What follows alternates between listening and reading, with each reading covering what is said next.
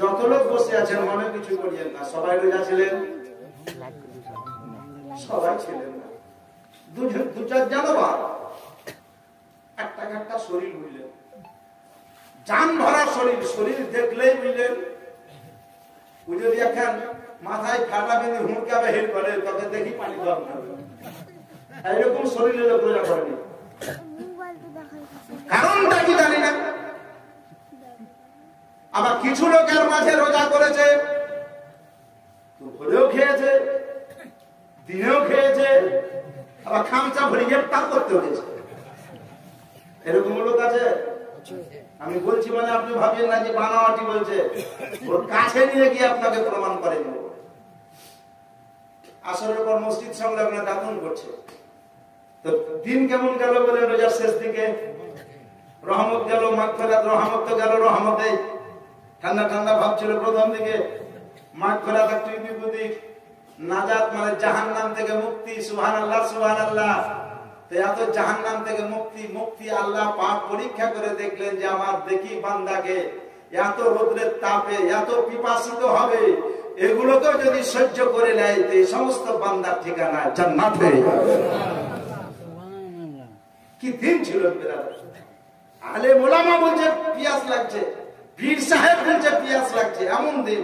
কিন্তু পানিকে আপনি বর্জন করেছেন, খাবারকে বর্জন করেছেন, পানি সামনে নিয়ে পান করেন নেই। এরই নাম হচ্ছে রোজা, এরই নাম হচ্ছে সিয়াম, এরই নাম হচ্ছে আত্মসিয়ামের আল্লাহ। আসরের পরে দাফন করছে তো চেহারা টপ টপ করছে, তো বলছে চাচা সবাইকে উস্কো খুস্কো লাগছে, পানি নাই দেহতে, মুখ চোখ শুকে, আর তোমার চেহারা যে ডপ ডপ করছে গো। তো ছিল বোকা, তোর মশলা জানা নাই, যার রোজা কবুল হয় তারই চেহারা টপ টপ করে।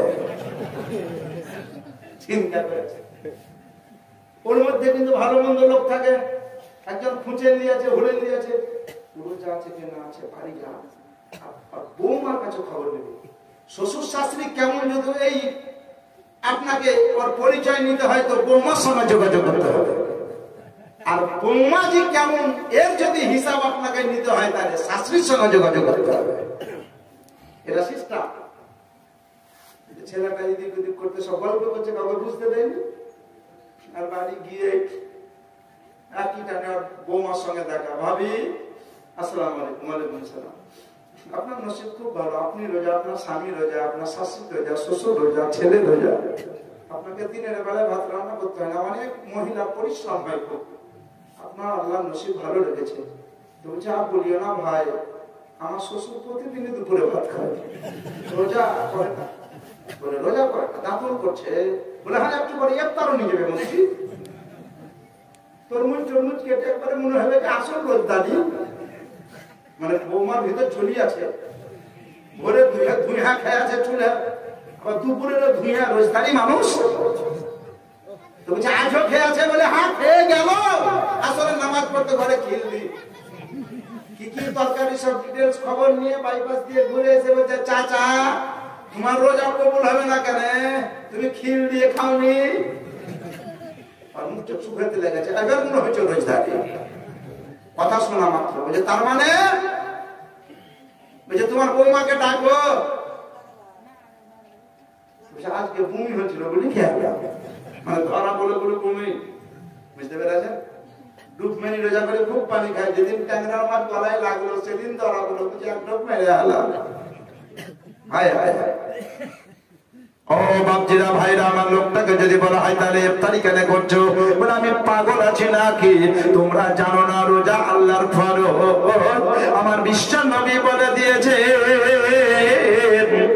শাবান আশ-শাহরি, শাবান মাসটা হলো আমার, রমজান শাহর রমজান আল্লাহ, আর রমজান মাসটা হলো আল্লাহর। জোরে বলুন। নবী বলেছেন শাবান মাস আমার, রমজান মাস আল্লাহর। মহান আল্লাহ নবীকে এত ভালোবাসে, বললেন হাবিব রমজান মাস আমার হয়ে আমার এটা সত্য, কিন্তু জেনে রাখো নবী গো, রমজান মাসের সাহারি হলো তোমার, তারাবি হলো তোমার, আর দাতন হল মিসওয়াক দাতন করা সুন্নাত তোমার। ও ইয়া রাসূলুল্লাহ, ইফতারি তোমার সুন্নাত, তাহলে তোমার সুন্নাত তারপরে আমার ফরজ। নবী গো, রমজান মাসে জানলে কি হবে, আমার বান্দা তোমার উম্মত উম্মতি দুই বন্ধু মিলে নেকি দিয়ে দিব।